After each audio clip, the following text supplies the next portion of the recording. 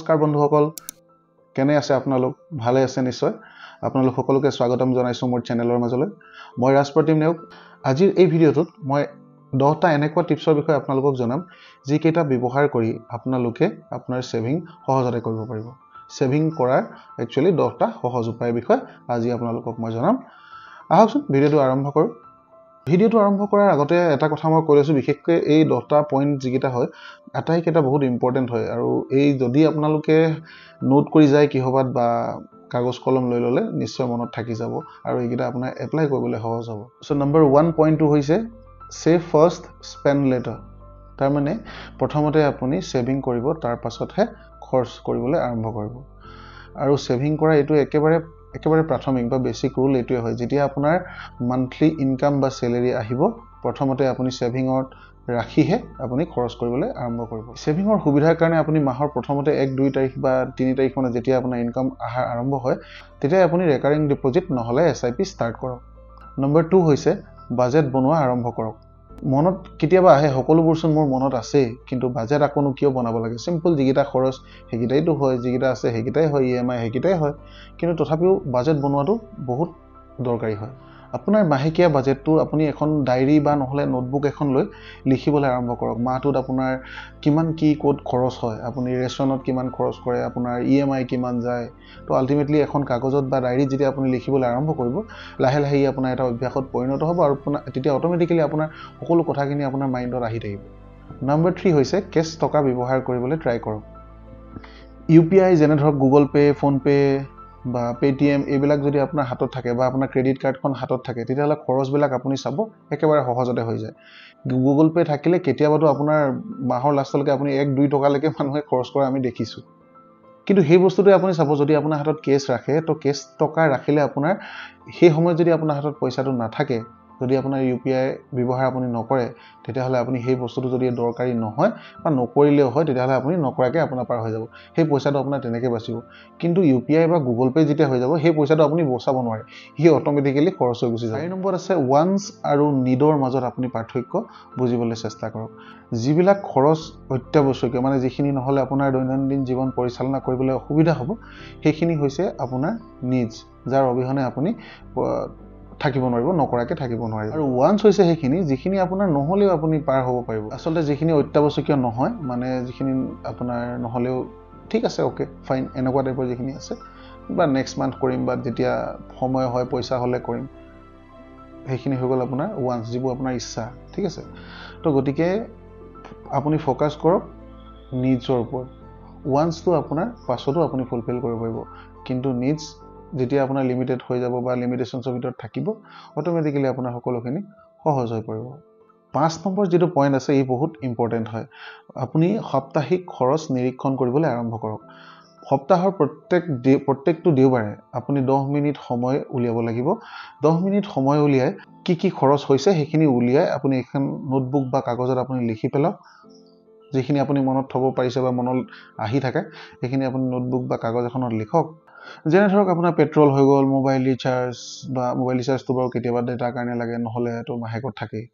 পেট্ৰলত কিমান গ'ল, খোৱা বোৱাত কিমান গ'ল, এনেকুৱা কৰিলে আপোনাৰ সেলফ এৱাৰনেছ বাঢ়িব আৰু আপোনাক ই সেভিং কৰাত সহায় কৰিব। আপুনি সাপ্তাহিক যেতিয়া খৰচটো আপুনি গম পাই যাব কি ক'ত কিমান টকা আপুনি খৰচ কৰিছে, তো ই নিশ্চয় আপোনাৰ কাৰণে সহায়ক হ'ব।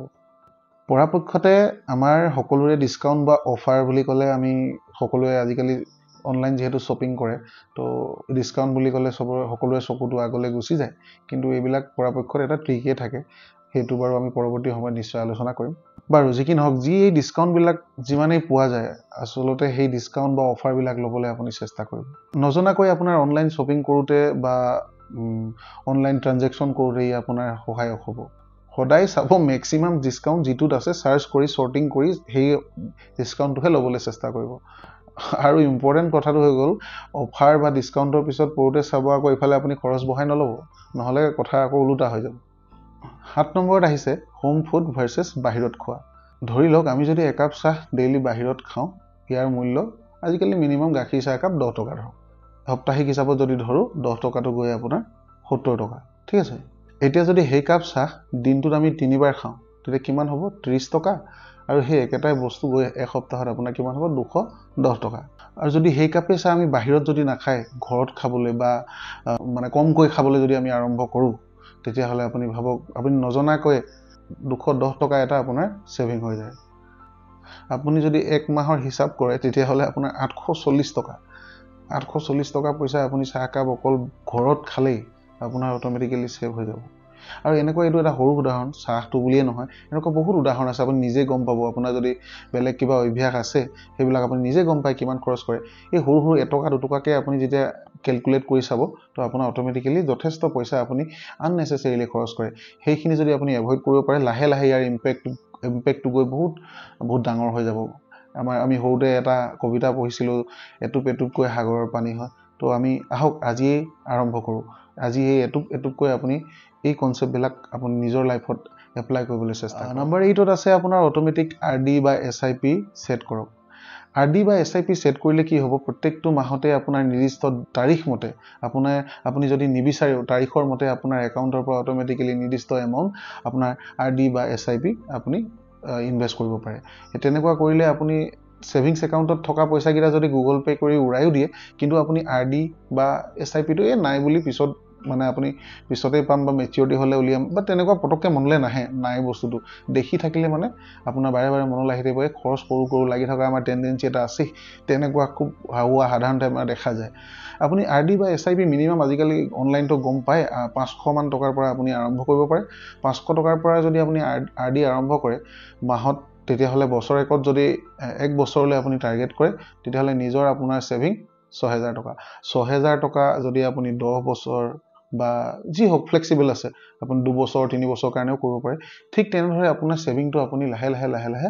গ্ৰো কৰিব পাৰিব আপোনাৰ অটোমেটিক্যালি আপোনাৰ ফান্ড বা সেভিংস গ্ৰো কৰিব পাৰিব 9 নম্বৰত আছে আননেসেসাৰি কিছুমান সাবস্ক্ৰিপশন যেনে ধৰক নেটফ্লিক্স হওক জি5 হটষ্টাৰ এনেকুৱা বহুত আজিকালি বহুত ওটিটি প্ল্যাটফৰ্ম আছে এইবিলাক আপুনি সাবস্ক্ৰিপশন যদি লৈ ৰাখিছে আপুনি যদি ভালকে গুগল বা ইউটিউবত সাৰ্চ কৰি চাই এইবিলাক আপুনি উইদাউট সাবস্ক্ৰিপশনতো আজিকালি ভালকে 4K বা HD কোৱালিটিত আপুনি চাব পাৰে এইখিনি আপুনি যদি জেনুইনলি লৈছে বা জেনুইনলি আপুনি ৰাইট ভাৰ্জনটো চাম বুলি ভাবিছে তেতিয়া হলে আপোনাৰ ধৰি লওক নেটফ্লিক্সে ধৰিছো যদি 300 টকাও যদি মাহেকত হয় তেতিয়া হলে বছৰত আপোনাৰ 3600 আৰু সেই বস্তুটো আপুনি নকৰিলেও হয় নেটফ্লিক্সৰ বস্তু যিখিনি আপোনাৰ এন্টাৰটেইনমেন্ট ডাটা বা যিখিনি মানে আছে সেইবিলাক অনলাইন আজিকালি এভেইলেবল আছে সেই প্ল্যাটফৰ্ম বিলাকৰ আপুনি গুগল কৰিলে পাবই চালে গম পাব কোৰ পৰা কেনেকৈ ডাউনলোড কৰিব পাৰে বা লাইভ চাব পাৰে এনেকুৱা বহুত প্ল্যাটফৰ্ম আছে তো গতিকে এনেকুৱা ধৰণৰ কিছুমান আননেসেসাৰি সাবস্ক্ৰিপশন যিবিলাক আপোনাৰ নললেও হয় এইবিলাক কেনসেল কৰাৰ লগে লগে অটোমেটিক্যালি আপোনাৰ এটা গোটা এমাউন্ট এটা বাচি যাব